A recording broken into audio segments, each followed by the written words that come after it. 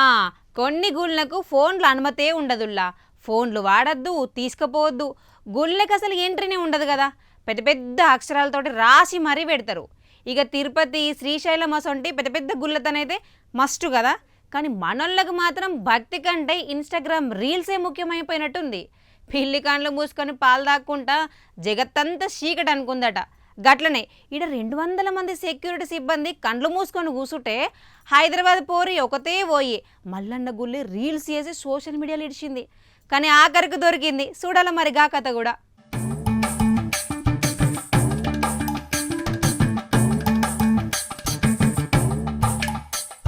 ఇక శ్రీశైలం మల్లన్న క్షేత్రంలో భద్రత ఎట్లుందంటే ఇల్లురుకు లొల్లి ఎక్కువ అన్నట్టుందట. మొన్నటికి మొన్న ఉగాది పండగ ఒకళ్ళు ఏకంగా గర్భగుళ్లకు ఫోన్ పట్టుకపోయి వీడియో తీసి పెద్ద రచ్చింది కదా. గా ముచ్చట మర్చిపోకముందే ఇగో ఇప్పుడు హైదరాబాద్లో ఉండే ఒక అమ్మడి ఎంట్రీ ఇచ్చింది. గా పిల్ల గుడికొచ్చి సపరేక మల్లన్న స్వామిని చూసి మొక్కిపోవాలి కానీ రీల్స్ చేసిందట.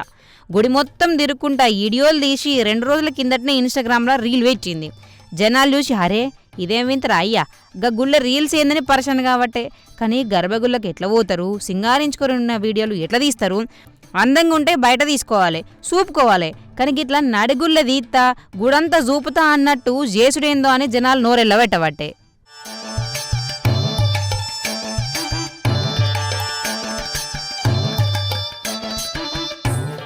అసలు గుడి ఎంట్రీలనే మొబైల్ ఫోన్లు, నిషేధిత పదార్థాలు లోపలికి పోకుండా చెక్ చేసేందుకు 200 మంది దాకా ఉంటారు.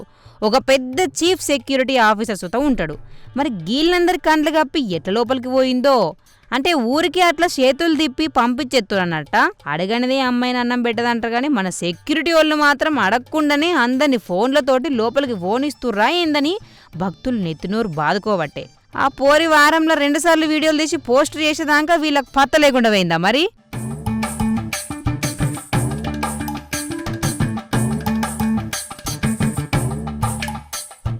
ఇక నిజానికి శ్రీశైలం క్షేత్రం మీద ఉగ్రవాదులు కన్నుందని చెప్పి ఆల్చం అమృతం విషయం అనుకుంటా ఆక్టోపస్ బృందం ఎన్నోసార్లు వచ్చి అక్కడ సెక్యూరిటీ పెంచాలని నివదిరుస్తాం ఇచ్చిర్రు.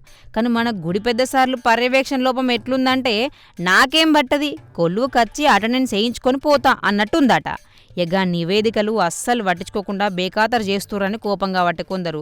కుక్కతోక పట్టుకొని గోదావరి ఇదినట్టు ఇంత పెద్ద పుణ్యక్షేత్రంలో భద్రతను గాలి కీడ్చుడు ఏంది అని వాళ్ళ మీద గరం కాబట్టే ఇంకిందరు.